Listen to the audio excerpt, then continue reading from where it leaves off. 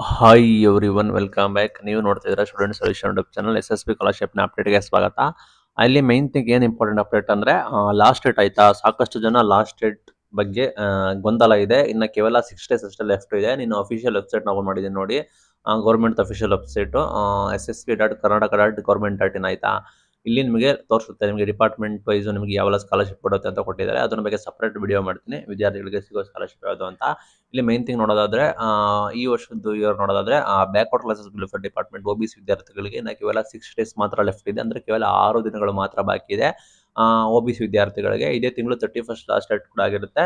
ಯಾರೆಲ್ಲ main thing second year, third year, final year degree ಇದ್ದೀರಾ, ಅಥವಾ ಈಗ ಹೊಸಬ್ರು ಬಿಟ್ಟು ಫ್ರೆಶ್ ಆಗಿ PUC ಅಥವಾ ಫ್ರೆಶ್ ಆಗಿ ಡಿಗ್ರಿ ಇರೋರು ಅಥವಾ ಫ್ರೆಶ್ ಆಗಿ ಇಂಜಿನಿಯರಿಂಗ್ ಇರೋರು ಬಿಟ್ಟು ಉಳಿದವರೆಲ್ಲ ಕಡ್ಡಾಯವಾಗಿ ಆದಷ್ಟು ಬೇಗ ಅಪ್ಲಿಕೇಶನ್ ಹಾಕಿ.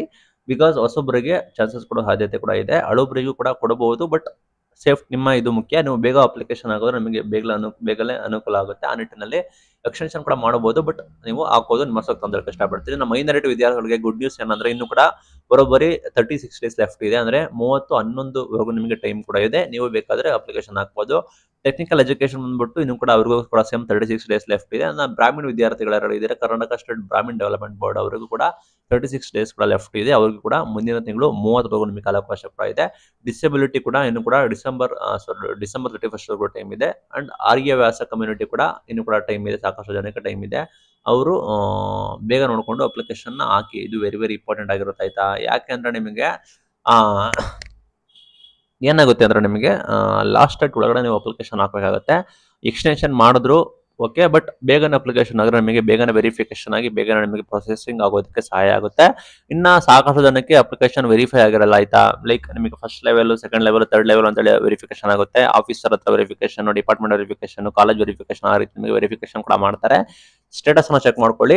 ಈ ದಿಸ್ ಇಯರ್ದು ನಿಮ್ದು ವೆರಿಫಿಕೇಶನ್ ಓಕೆ ಟೈಮ್ ತೆಗೆದುಕೊಳ್ಳುತ್ತೆ. ಬಟ್ ಲಾಸ್ಟ್ ಇಯರ್ದು ಪ್ರೊಸೆಸಿಂಗ್ ಮಾಡ್ತಾ ಇದ್ದಾರೆ ಅಂತ ನಾನು ನಿಮಗೆ ಹೇಳಿದೆ. ಅದಕ್ಕೋಸ್ಕರ ಲಾಸ್ಟ್ ಇಯರ್ದು ನಿಮ್ದು ಅಪ್ಲಿಕೇಶನ್ ಸ್ಟೇಟಸ್ ಚೆಕ್ ಮಾಡ್ಕೊಳ್ಳಿ. ಕೆಲವರದ್ದು ಏನಾಗಿರುತ್ತೆ ಅಂದ್ರೆ ಆಧಾರ್ದು ಬ್ಯಾಂಕ್ ಸಮಸ್ಯೆ ಇರುತ್ತೆ, ಕೆಲವರದ್ದು ಅಪ್ಲಿಕೇಶನ್ ಸಮಸ್ಯೆ ಇರುತ್ತೆ, ಕೆಲವರು ದಾಖಲೆ ಸಮಸ್ಯೆ ಇರುತ್ತೆ, ಕೆಲವರದ್ದು ಎಜುಕೇಶನ್ ಸಮಸ್ಯೆ ಇರುತ್ತೆ, ಕೆಲವರದ್ದು ಮಾರ್ಕ್ಸ್ ಕಾರ್ಡ್ ಸಮಸ್ಯೆ ಇರುತ್ತೆ.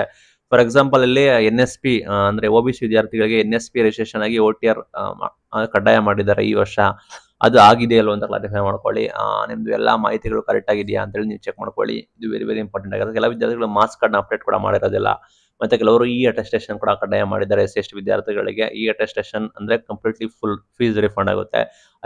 ಅಟೆಸ್ಟೇಷನ್ ಕೂಡ ಮಾಡಿರೋದಿಲ್ಲ. ಆ ವಿದ್ಯಾರ್ಥಿಗಳು ದಯವಿಟ್ಟು ಇದನ್ನ ಬೇಗ ಮಾಡ್ಕೊಳ್ಳಿ. ಇದು ವೆರಿ ವೆರಿ ಇಂಪಾರ್ಟೆಂಟ್ ಆಗಿರುತ್ತೆ. ಬಿಕಾಸ್ ನಿಮಗೆ ಪ್ರೊಸೆಸಿಂಗ್ ಮಾಡ್ತಾ ಇದ್ದಾರೆ ಅಂದ್ರೆ ನಿಮ್ದು ಏನಾದರೂ ಮಿಸ್ಟೇಕ್ಸ್ ಇದ್ರೆ ನಿಮಗೆ ಅನುಕೂಲ ಆಗುತ್ತೆ. ನಿಮಗೆ DBT ಮುಖಾಂತರ ನೀವು ಚೆಕ್ ಮಾಡ್ಕೋಬಹುದು. ಅಲ್ಲಿ ನಿಮಗೆ ಯಾವ ಖಾತೆ ಲಿಂಕ್ ಆಗಿದೆ ತೋರಿಸುತ್ತೆ, ಅಥವಾ UIDAI ವೆಬ್ಸೈಟ್ ಅಲ್ಲಿ ಕೂಡ ನಿಮಗೆ ತೋರಿಸುತ್ತೆ, ಅದನ್ನು ಚೆಕ್ ಮಾಡ್ಕೋಬಹುದು. ಆಧಾರ್ ಬ್ಯಾಂಕ್ ಲಿಂಕ್ ಆಗಿರಬೇಕು. ಓಕೆ, ನಿಮ್ದು ಅಪ್ಲಿಕೇಶನ್ ವೆರಿಫೈ ಆಗಿದೆ, ಸ್ಟೇಟಸ್ ಯಾವ ರೀತಿ ಇದೆ ಅದನ್ನು ಕೂಡ ನೀವು SSB ಪೋರ್ಟಲ್ ಅಲ್ಲಿ ಲಾಗಿನ್ ಆಗಿ ಅಲ್ಲಿ ನಿಮಗೆ ಇಯರ್ ವೈಸ್ ಡೀಟೇಲ್ಸ್ ಇರುತ್ತೆ, ಅಲ್ಲಿ ನೀವು ಚೆಕ್ ಮಾಡ್ಕೊಳ್ಳಿ. ಬಿಕಾಸ್ ಅವರು ಪ್ರೊಸೆಸಿಂಗ್ ಮಾಡ್ತಾ ಇದ್ದಾರೆ ಅಂದ್ರೆ ನಿಮಗೆ ನಿಮ್ದು ಅಪ್ಲಿಕೇಶನ್ ಎಲ್ಲ ವೆರಿಫೈ ಆಗಿರೋ ನಿಮಗೆ ಆದಷ್ಟು ಬೇಗ ನಿಮಗೆ ಅಮೌಂಟ್ ಹಾಕ್ತಾರೆ. ಇನ್ ಕೇಸ್ ನೀವೇನಾದರೂ ಲೇಟ್ ಮಾಡಿದ್ರೆ ನಿಮಗೆ ಈಗ ಮಿಸ್ ಆದರೆ ನಿಮಗೆ ಮತ್ತೆ ನೆಕ್ಸ್ಟ್ ಹಾಕೋವರೆಗೂ ನೀವು ಕಾಯಬೇಕಾಗುತ್ತೆ. ಬಿಕಾಸ್ ಸಮ್ಟೈಮ್ಸ್ ರಿಜೆಕ್ಷನ್ ಆದರೆ ಬಿಕಾಸ್ ಓಲ್ಡ್ ಅಮೌಂಟ್ ಆಗಿರೋ ಕಾರಣ ಸಮ್ಟೈಮ್ಸ್ ಇಗ್ನೋರ್ ಮಾಡೋ ಸಾಧ್ಯತೆಗಳು ಇರ್ತವೆ. ಅದಕ್ಕೋಸ್ಕರ ಅದನ್ನು ಬೇಗ ಮುಗಿಸ್ಕೊಳ್ಳಿ ಅಂತ ಇಷ್ಟಪಡ್ತೀನಿ. ಇದು ಇವತ್ತಿನ ವಿಡಿಯೋ.